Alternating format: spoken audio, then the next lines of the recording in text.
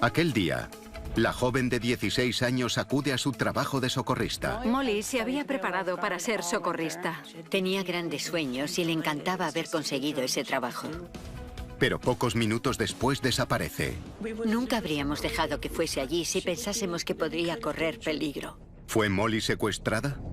¿Quizá por el mismo responsable de la desaparición de otra niña? Era rubia, con los ojos azules, y estaba de visita en casa de su abuela cuando se la llevaron. ¿Encontrará la familia de la joven las respuestas que busca? Es un tormento para ellos. Estamos en una pesadilla perpetua. La vida entre el infierno y la esperanza.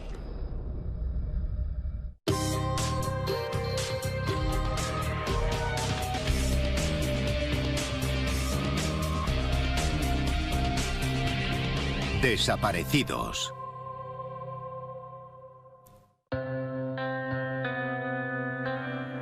En junio de 2000, Molly Beach, de 16 años, está deseando trabajar durante el verano. Sustituirá a su hermano mayor como socorrista en su pueblo natal, Warren, Massachusetts. Mi hijo John había trabajado como socorrista 3 años y aceptaron que Molly lo sustituyera si él la entrenaba. Le enseñé a usar la radio, a preparar el material para el lago y cosas de ese tipo. Warren está a 100 kilómetros de Boston. Es un pequeño pueblo donde las puertas no se cierran y los vecinos vigilan a los hijos de los demás. Es un pueblo encantador. Mi marido creció aquí y nos parecía el lugar perfecto para formar una familia. Los Beach son una familia respetada en Warren. Son una familia muy normal, que vive en una comunidad excepcional en el centro de Massachusetts. John era supervisor de libertad condicional y Maggie maestra. Los Beach son una familia unida. Creo que somos muy afortunados porque mis padres siguen juntos y la relación con mis hermanas es buena. Estábamos muy unidos. Pasamos juntos toda la infancia. Jugábamos, hacíamos cabañas. Iba a sus partidos de fútbol, ella venía a los míos, siempre unidos. Molly es la hija menor y una gran deportista. En la escuela juega al fútbol, al baloncesto y al softball y destaca como estudiante. Ya empezaba a hablar de alguna universidad y a decir que quería trabajar con niños. La joven es sociable y muy popular. Había empezado a salir con un chico llamado Steve Lucas y juntos asistieron al baile de fin de curso. El curso ya había terminado, pero para Molly y sus amigos el verano no será tan feliz como cabría esperar debido a un triste suceso. Una de sus compañeras del equipo de fútbol es atropellada mientras acude a trabajar y se encuentra en estado crítico. Pronto todo el pueblo sabe lo ocurrido. 27 de junio de 2000. 9 de la mañana. A primera hora de ese martes, el octavo día de Molly en su trabajo, su familia se entera de lo ocurrido a su amiga. Cuando lo supimos nos asustamos mucho. Fui al cuarto de mi hija y le dije que su amiga había sido atropellada. Aunque la noticia le afecta, es un día importante en su trabajo. El primer día de clases de natación. Eso aumenta sus responsabilidades como socorrista. A Molly se le hace tarde y debe darse prisa. Maggie decide acompañarla. Mi hija ya conducía porque aquí puede sacar el carné con 16 años y medio. La joven y su madre se detienen en una tienda para comprar unas botellas de agua. En la grabación de la cámara de seguridad, se las ve comprando y saliendo a las 9:50 de la mañana. Después, conducen hasta la comisaría, donde Molly recoge su radio antes de dirigirse a su trabajo. Cummings es un pequeño lago artificial rodeado de bosques. Es una zona aislada para ir a nadar. Si no sabes dónde está, no llegarás nunca. En la zona del baño del lago no había teléfonos ni otras comunicaciones. Solo la radio del socorrista por si surgían emergencias. 10 de la mañana. Maggie y su hija llegan al lago justo a tiempo para empezar su turno. Se giró y me dijo, tengo que irme, te quiero. Pocos minutos después de dejar a su hija, comienzan a llegar los primeros alumnos. El primer padre que llegó al lugar Vio que no había ningún socorrista, pero su silla sí que estaba preparada. El silbato estaba enrollado en el reposabrazos y había un par de sandalias en el suelo. Todas sus pertenencias están exactamente donde deben estar.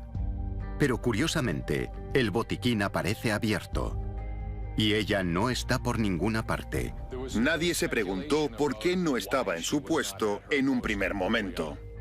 Comienzan las clases de natación y una madre coge el silbato de Molly y la sustituye. La chica tenía 16 años y pensaron que podía haberse ido con amigos.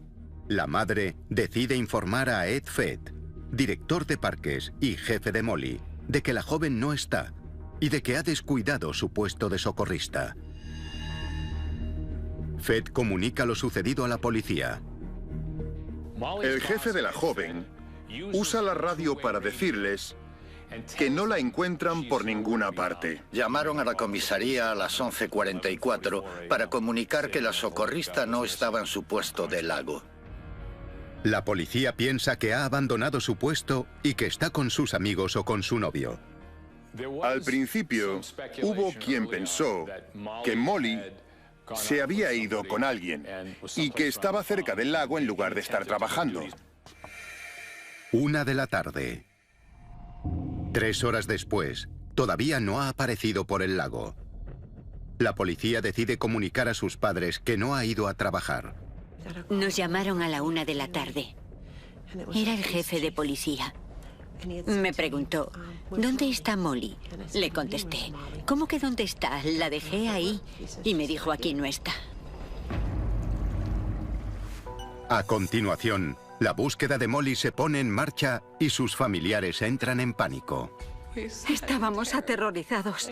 Todo nuestro mundo se vino abajo.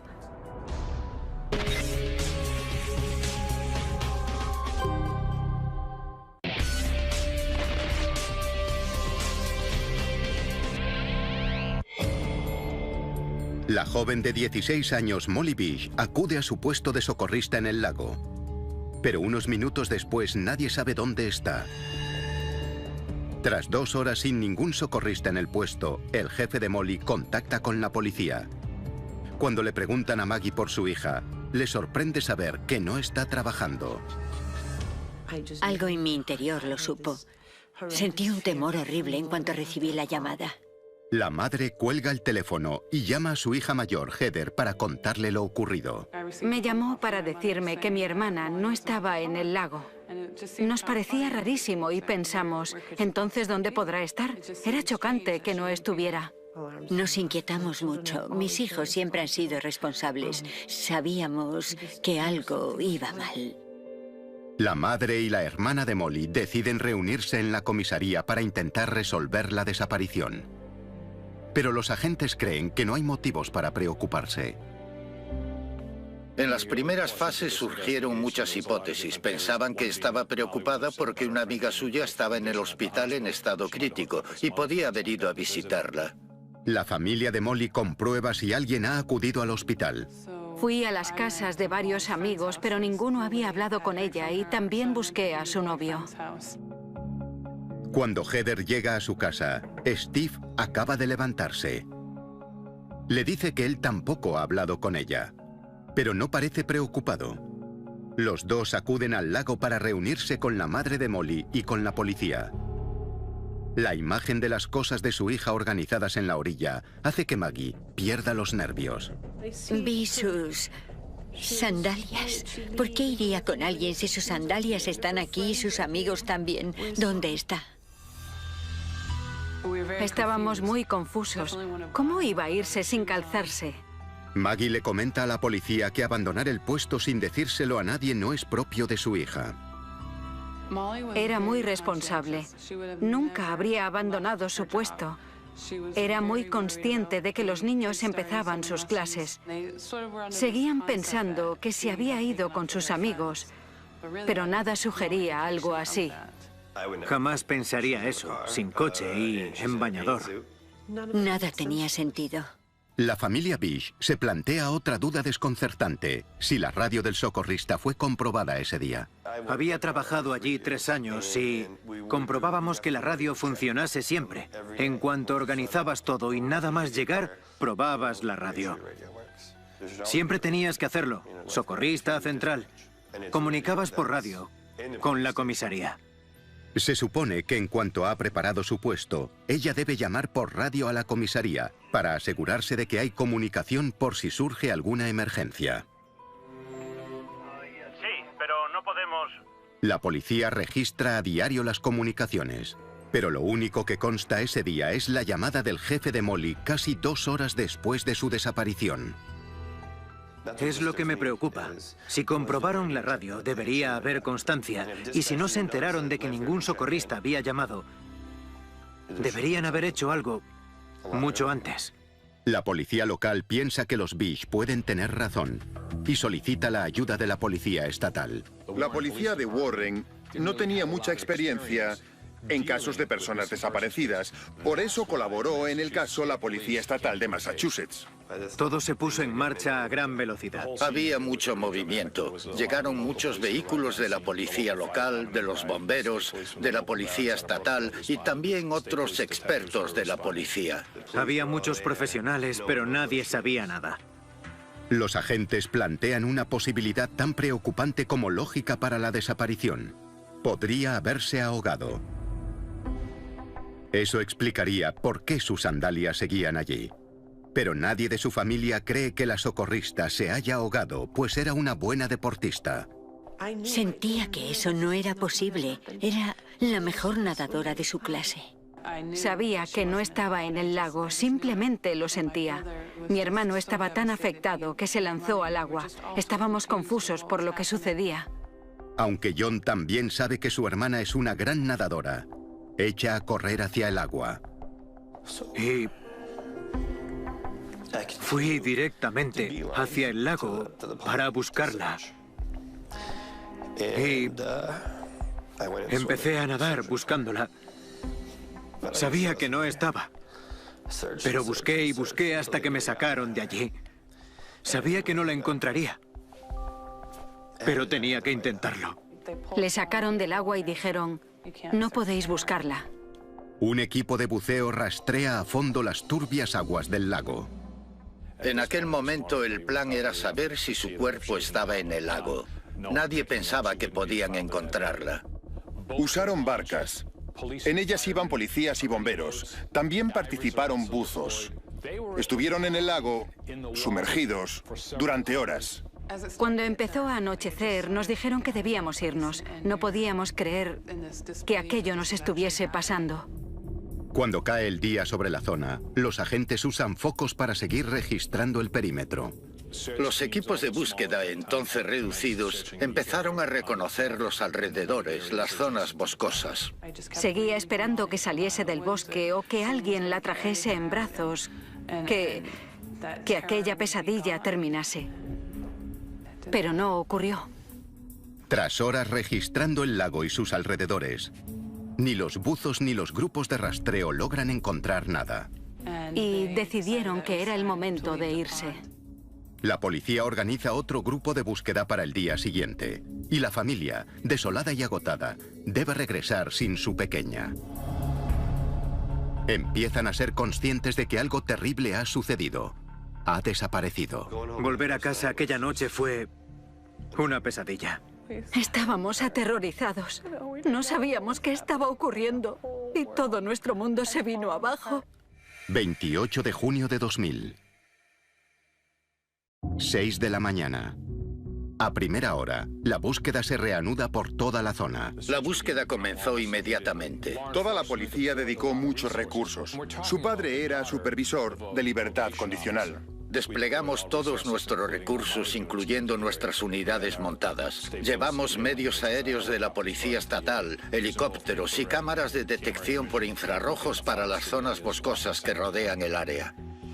Warren es una comunidad unida y todos ayudan. Los comerciantes muestran el rostro de la chica desaparecida en sus escaparates y los vecinos forman grupos de búsqueda. A todos nos enseñaron que formamos parte de una comunidad e intentaron ayudar. Todo el mundo se puso a buscarla por las zonas más remotas o que pudieran ser más peligrosas. No puedes esperar sentado. Te sientes impotente. Me reuní con mis amigos y salimos en coche. El pueblo está rodeado por una zona boscosa y hay muchísimos senderos. El sendero principal que parte de donde la joven ha desaparecido se bifurca en dos. Uno se adentra aún más en el bosque. El otro lleva a un cementerio. Y su camino de entrada capta la atención de los investigadores. Hay un sendero que va directamente del lago al cementerio. Según una hipótesis, si alguien quería secuestrarla, podría ir desde la zona boscosa hasta un vehículo en el cementerio sin ser visto. La hipótesis del secuestro va tomando forma entre los investigadores de la policía estatal.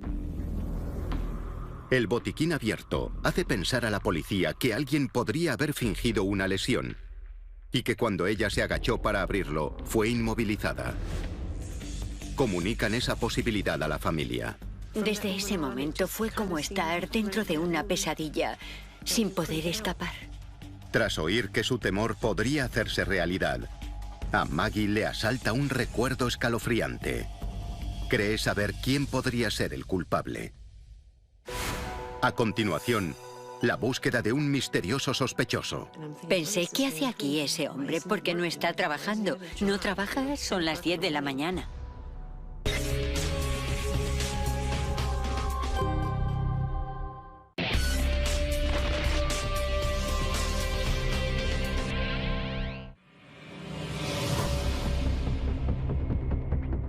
La joven Molly ha desaparecido de su puesto de socorrista en Warren.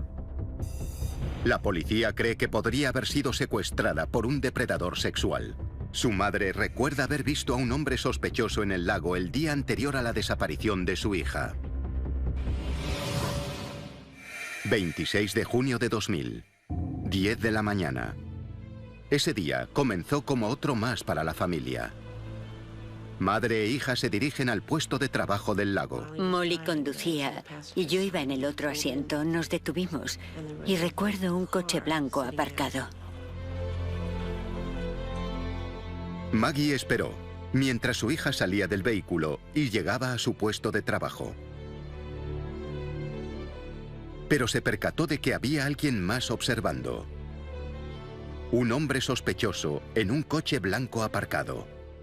Miré a aquel hombre y fue una de esas sensaciones que notas a veces. Aquella persona parecía estar observando. Y la madre se inquietó. Pensé, ¿qué hace aquí ese hombre?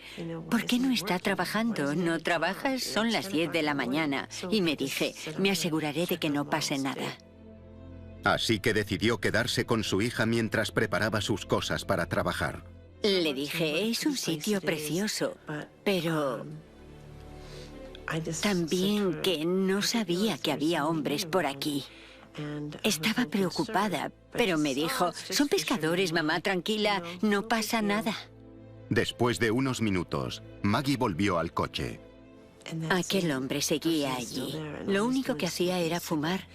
No dejaba de mirarme. Presentí algo, me alteré y pensé, no puedo dejar aquí a mi hija. Ella fingió hacer cosas en su vehículo con la esperanza de que aquel hombre la viese ocupada mientras esperaba. Y finalmente, encendió su automóvil y se fue. Por un segundo pensé, no seas así, te preocupas demasiado. Pero ahora se da cuenta de que sus temores podrían ser algo más que una intuición. Su hija ha desaparecido, y aunque no vio a aquel hombre el día en que sucedió, cree que podría estar relacionado. Habla con la policía sobre el misterioso hombre de aquel día. Ella describió a aquel hombre. Unos 50 años, pelo canoso, ojos oscuros, llevaba bigote y fumaba un cigarrillo. Colabora con el dibujante de la policía para obtener un retrato robot. Cuando vi aquel dibujo, me dio miedo aquellos ojos. No recordaba haber visto antes a aquel hombre por el lago. Montaron un control de carretera y buscaron algún vehículo blanco. Otros testigos también habían visto cerca del pueblo a un sospechoso en un coche blanco. Varios trabajadores del cementerio habían visto un automóvil de esas características por allí. Pero nadie aporta más detalles. La policía publica el retrato robot de aquel hombre. Su divulgación es tan amplia que reciben llamadas de todo el país aportando pistas sobre su identidad. La policía comenzó a seguir aquella pista con mucha intensidad. Pero el retrato encajaba con muchas personas, así que surgieron miles de pistas. Incluso nos llamaron para decirnos con el pelo teñido o sin bigote o 10 años más joven. Intentaban relacionar con el retrato a quien consideraban sospechoso. Cada pista que recibe la policía lleva a un nuevo individuo que deben investigar. Perdimos mucho tiempo con todos los hombres de aquellas pistas. Era como si hubiese demasiados sospechosos. Resulta extraño decirlo, pero había que investigar a demasiadas personas que podían estar involucradas. La oficina del fiscal del distrito ordena registrar 125 vehículos de la zona.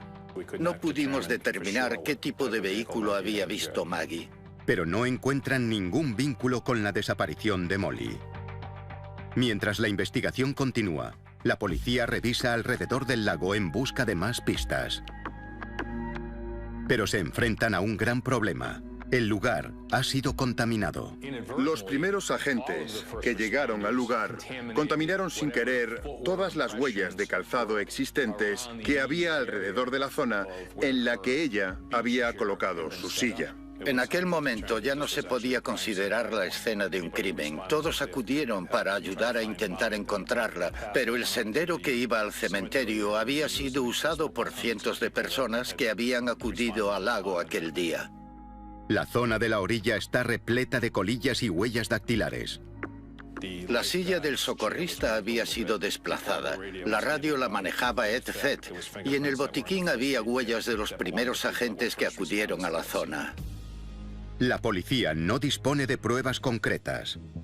Y dada la falta de testigos, no pueden descartar ninguna posibilidad, incluyendo la hipótesis de que Molly se hubiese ido voluntariamente. Una de las conjeturas que se manejaban era la opción de que se hubiese escapado de casa. Se recibieron llamadas de todo el país en las que decían haberla visto en un centro comercial. Creo que es fácil creer que una adolescente se ha escapado. Es fácil pensarlo y decir que volverá. Y algunos policías nos lo dijeron porque así debían de creerlo. Para la familia es inconcebible que se haya ido sin avisar. Interiormente nunca lo creí. Simplemente no podía imaginarlo. Creen firmemente que alguien se la llevó contra su voluntad, posiblemente el hombre del coche blanco. Pero si ha sido víctima de un delito, la policía piensa que es posible que conociese a su agresor. Investigamos a muchos de los que la conocían, a muchos vecinos. Ed Fett, el jefe de Molly, fue uno de los primeros en llegar al lago el día que ella desapareció. Había huellas suyas en todas las pertenencias de la joven. La verdad es que no lo conocía. Le llevó a mi hija un catálogo para que viese bañadores y suministros. Eso explica que revisase el botiquín y utilizase su radio para alertar a la policía. Los agentes reconocen que sus huellas podrían no significar nada, pero deciden investigarlo. La mañana de la desaparición, fue a una ferretería cercana. Allí se cruzó con John, el hermano mayor de Molly. Me conoce, sabía que había sido socorrista y que mi hermana también lo era. Fett no menciona que la socorrista no está en su puesto. Y ni siquiera me avisó. No creo que le pareciese grave. Nadie le dio a aquello ninguna importancia. La policía considera ese recado una coartada sobre el paradero de Ed aquella mañana y deciden investigar a otros sospechosos. Se centran en el novio de la chica, Steve Lucas. Investigaron a su novio porque es el procedimiento habitual. La policía investiga a los hombres cercanos a las mujeres que desaparecen. Hacía muy poco que eran novios, solo desde hacía 3 meses. Hacía poco que habían ido al baile de fin de curso. Hay quien piensa que hacían buena pareja. pero otros creen que no encajaban. Era más tranquilo que ella. Él era introvertido y mi hija más sociable. Las vidas de estos jóvenes eran muy distintas. Ella era sociable y practicaba varios deportes y Steve era más casero. Probablemente yo no lo habría elegido, pero por alguna razón a ella le gustaba. Siempre fue agradable y respetuoso, así que no había motivo para no aceptarlo. La policía empezó a investigar al joven como sospechoso. Nada más empezar a investigarle, hubo cosas que me inquietaron, porque no cooperaba con nosotros. Cuando los agentes hablan con él sobre el día de la desaparición, notan que tiene una herida en el rostro. Tenía un labio cortado y le faltaba un aro en la ceja. Nos dijo que al levantarse de la cama había chocado con una puerta y se había hecho daño, pero sus amigos dieron otras explicaciones. Uno nos contó que él había dicho que tenía una calentura en un labio. Las explicaciones del chico sobre su herida no parecen convincentes. Y su comportamiento durante las primeras horas de la desaparición también extraña a la policía. Muchos amigos de la joven pareja estuvieron cerca del lago mientras lo registraban. Participaron para encontrarla y exploraron el bosque. Él no participó en nada. Pero la familia no cree que él tenga ninguna relación con la desaparición. Estuvo allí aquel día, varias horas después.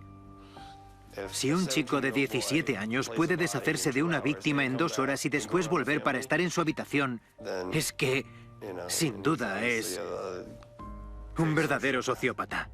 Los familiares y amigos de la desaparecida creen que si ha sido secuestrada, no lo ha cometido un adolescente, sino que ha sido planeado por un depredador. Buscábamos a alguien que conocía el lago y la zona de pesca. Ella llevaba 8 días en su puesto de socorrista, así que debía conocer sus horarios. Creo que de alguna forma mi hija podría habernos dejado alguna pista. Quizá alguien la había visto y se había fijado en sus piernas. Aunque la policía alberga dudas sobre su novio, ninguna prueba sugiere que pueda estar implicado. Le piden que se someta al polígrafo. Según me contaron, los resultados indicaron que él había superado la prueba. Los investigadores deciden centrarse en los delincuentes de la zona.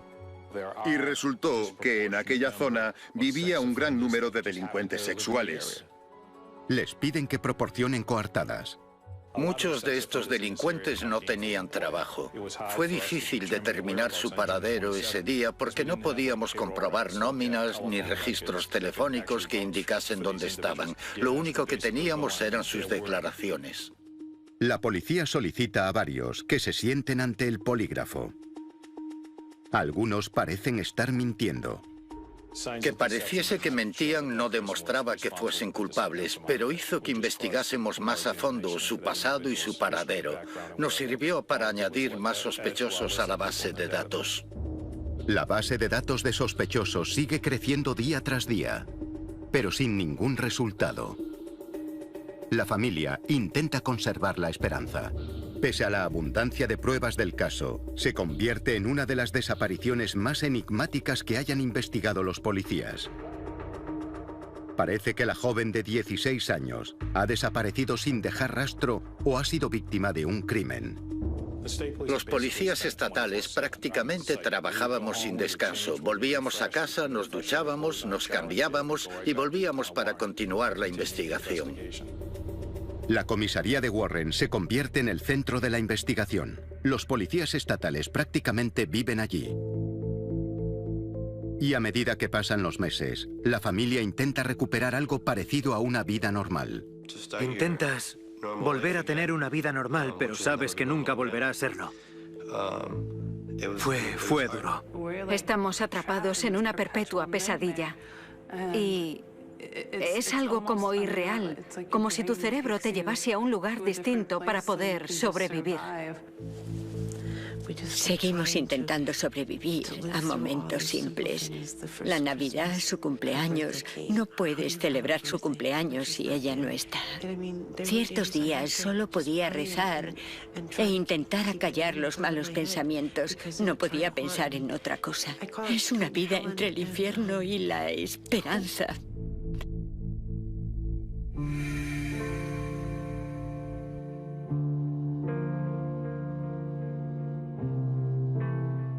Se marcharon y pensamos, ¿y ahora qué hacemos? Y el número de llamadas se redujo. Aunque la investigación continúa, la familia debe vivir durante años sin encontrar respuestas. Durante esos años investigamos otras opciones, por ejemplo, el trabajo de John y también a algunas de las personas con las que había trabajado. Revisan los casos que ha llevado el padre de Molly, por si alguien hubiese querido vengarse de él. La mayoría de los que lo conocían como supervisor de libertad condicional solo nos dijeron cosas positivas, que era muy atento, muy generoso y muy afable en su trato con todo el mundo. Mayo de 2003. Sede de la Policía Estatal de Massachusetts. Primavera de 2003. Han pasado casi 3 años desde que Molly desapareció de su puesto de socorrista. La policía sigue recibiendo pistas procedentes de todo el país. Y una de ellas les parece prometedora. Según 2 pistas sin relación entre sí, había sido vista en Miami. 2 testigos no relacionados ofrecen pistas a la policía estatal. Los 2 sitúan a Molly en Miami. Descubrimos que vivían a una manzana el uno del otro. Fue una importante pista para nosotros y nos preparamos para enviar a 2 agentes a la zona. Mientras, la obsesión de un hombre por un caso similar proporciona una pista aún más importante sobre la desaparición. 7 años antes de la desaparición de Molly, le había ocurrido lo mismo a otra joven de un pueblo cercano. Holly Preiren era una niña que había desaparecido en 1993, cerca de Warren. Era rubia, con ojos azules, y pasaba unos días con su abuela cuando la secuestraron. Holly iba con su hermano pequeño por la carretera para ver unos cachorros. Pero aquel día, el hermano de la pequeña volvió solo. La única pista que indicó a la policía que había sido secuestrada fue encontrar sus zapatos junto a la carretera. Era horrible. ¿Cómo había ocurrido? Todos estábamos aterrorizados. Nadie sabía nada. Entonces, Molly tenía 10 años. Era de la misma edad que Holly. Supo del secuestro mientras oía misa un domingo. El sacerdote nos sugirió que escribiésemos a su familia y rezásemos. Mi hermana les escribió una carta y les decía que esperaba que su pequeña volviese a casa, lo mucho que le importaba y que era una niña preciosa. Algún tiempo después, unos cazadores encontraron los restos de la pequeña en un bosque cerca de donde había desaparecido, pero nunca dieron con su asesino. 16 de mayo de 2003. Warren, Massachusetts. Ese día, 7 años después del asesinato de Holly, llega a Warren un policía retirado que había trabajado en el caso. Cree que los casos de las 2 niñas podrían estar relacionados. Pensamos que los casos de las 2 chicas estaban relacionados porque las 2 eran rubias y tenían los ojos azules y porque las secuestraron en zonas remotas. Los 2 casos habían ocurrido a poca distancia. Era muy posible que estuvieran relacionados. Era un poco raro que se hubiesen cometido 2 secuestros tan cerca. Los restos de la niña habían sido encontrados por cazadores, así que el ex policía habla con ellos. Dijo que estaba hablando con personas que frecuentaban los bosques. Un cazador de la zona le dice que recuerda haber visto algo sospechoso hacía unos meses, pero que entonces no le dio importancia. Les dijo, tenéis que llevarme, tengo que verlo. Podría ser Molly. Fueron a comprobarlo y descubrieron que era cierto. Lo que encuentran es un trozo de tela que puede pertenecer a un bañador azul. Es del mismo color que el bañador que Molly llevaba el día que desapareció. A continuación, mientras la familia espera ansiosamente respuestas, Solo necesitamos un dato, solo una pista. la investigación sigue adelante con un nuevo sospechoso. Su familia tenía un coche blanco cuando ella desapareció. Vivía en la calle de Holly y pescaba en el lago.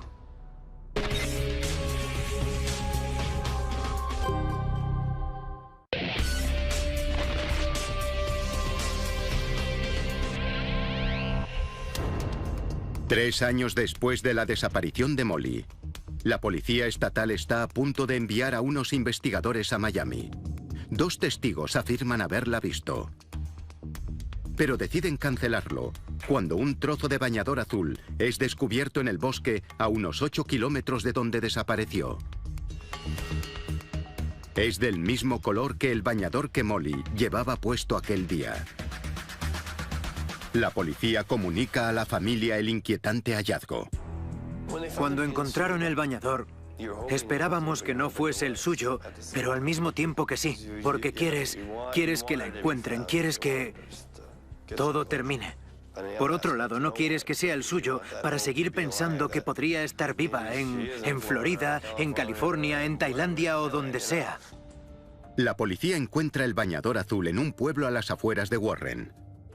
Lo descubren en una zona boscosa que solo conocen los cazadores. Quizá por eso nadie lo ha visto en todo este tiempo.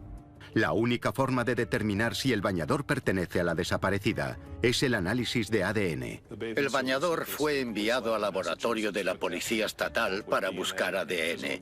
También fue enviado al laboratorio del FBI en Virginia.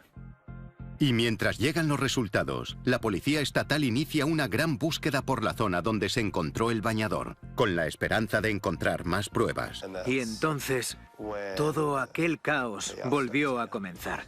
Las búsquedas y el personal que participó fue algo increíble. Desplegaron muchísimos agentes de policía, 180 hombres y mujeres buscando. Crearon una cuadrícula sobre el terreno. Dividieron unas 200 hectáreas y buscaron bajo una vegetación muy espesa, colinas empinadas, a través de la maleza y piedras. Fue la búsqueda más extensa que yo pueda recordar. 6 días después, reciben los resultados del ADN. Confirman que pertenecía a Molly. Caí de rodillas y lloré. 3 de junio de 2003. Palmer, Massachusetts. 3 semanas después, aparece otra pista igual de aterradora. La policía encuentra un hueso humano que pertenece a una persona entre los 14 y los 20 años. Y una semana después, ya han encontrado otros 26 huesos. ¿La habrán encontrado por fin? Fue una agonía. Vives otra pesadilla perpetua porque no sabes nada, pero aparecen unos fragmentos óseos de alguien que crees que es tu hermana. 6 días después del hallazgo del primer hueso, los resultados del ADN confirman lo que su familia ya parece saber. Los restos pertenecen a la joven Molly. El investigador jefe Tom Green comunica la terrible noticia a la familia. Fue una tarea difícil. Creo que ellos sentían cosas contrapuestas. Por un lado, sabían qué había sido de su hija, pero por otro, la esperanza de que estuviese viva en otro lugar del país se desvaneció.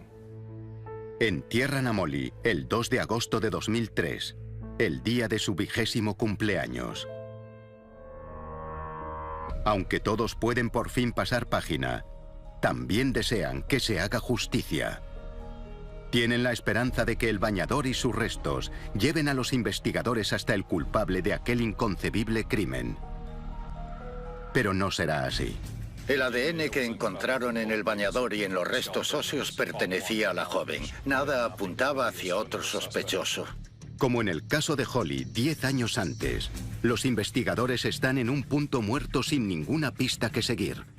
Solo necesitamos un dato, solo una pista. Creemos que le debemos a la pequeña encontrar a quien lo hizo. El perfil del secuestrador es un varón, blanco, entre los 18 y los 50 años, que conoce la zona. Es un pescador o un cazador y ha cometido actos violentos contra mujeres. Pero la policía parece incapaz de encontrarlo. Los familiares contratan al detective privado Tom Shamshak para que emprenda su propia investigación. Fue jefe de policía en otro pueblo y es amigo de la familia desde hace años.